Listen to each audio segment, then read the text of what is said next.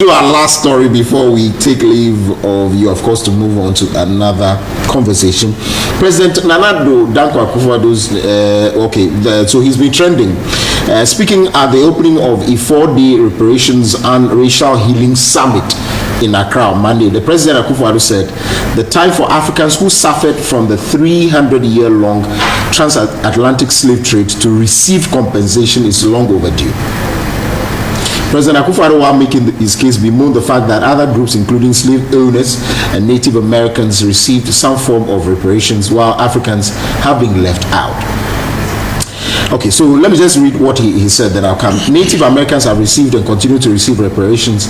Japanese American families who were incarcerated in the internment camps in America during World War II received reparations. Jewish people, 6 million of whom perished in the concentration camps of the Hitlerite Germany, received reparations, including homeland grants support.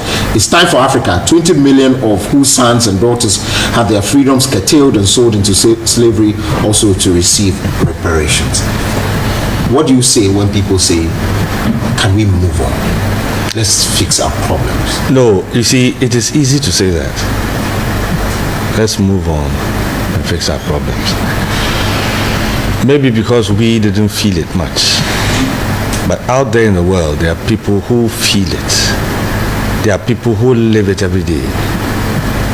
You know, there are African Americans who, look at what happened in the US. Hundreds of people stormed the center of power, the most powerful country on earth that we all accepted. This is the most powerful country.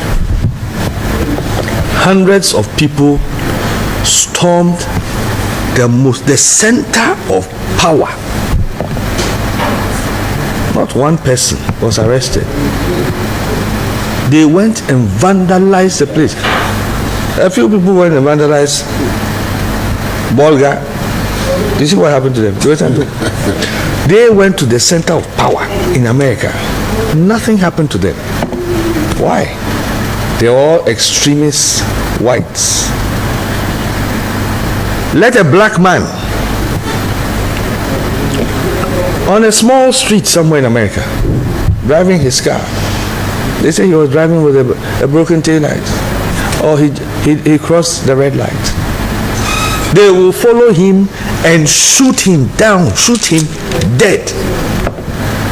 So these things are deep for a lot of people.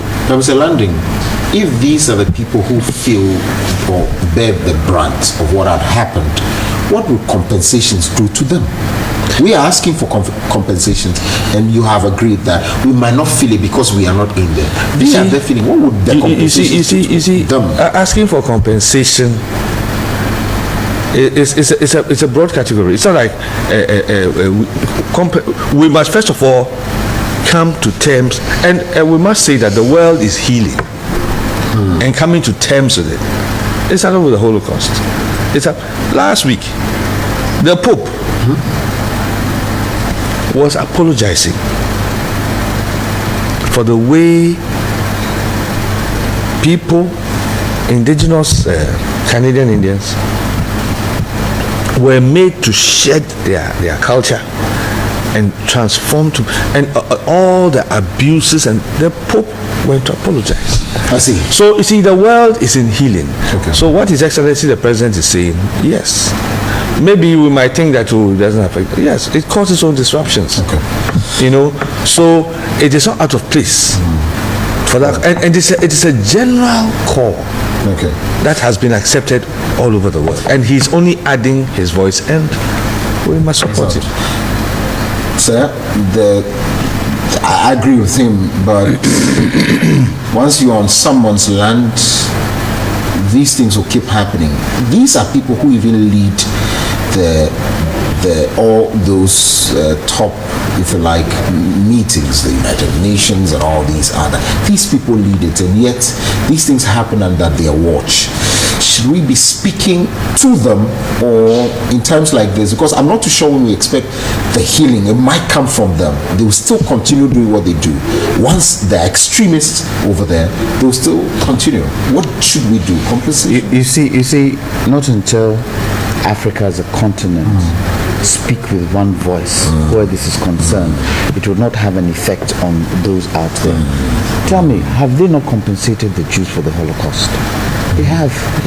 They've compensated other bodies because of what they had. Now, in terms of the continent of America and the continent of Europe, who built it?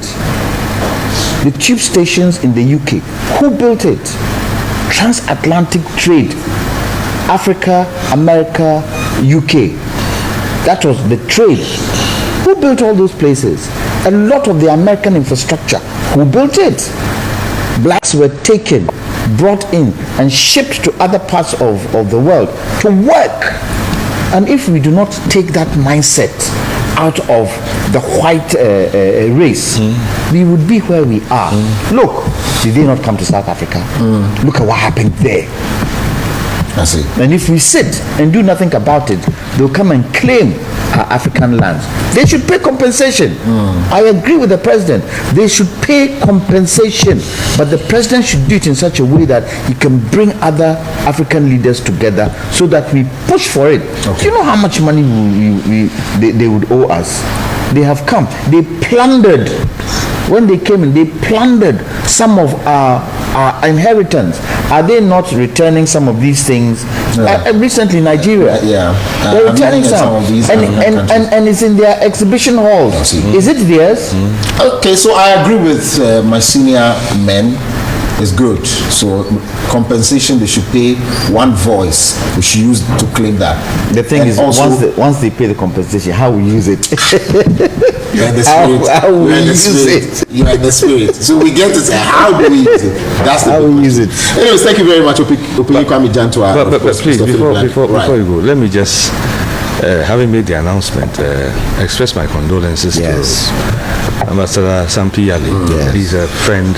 I know his family, and I hadn't heard that he lost. I hadn't heard. It's been a while. Yes, I hadn't heard. I'm very sorry to hear that. So my condolences to him. I think I will be around. He's one person who follows me on the media everywhere I go. It's something that, sorry, comrade, we will try as much as possible to. All right, condolences from the family here to you as well, His Excellency Sampi Ali. Thank you very much for coming by.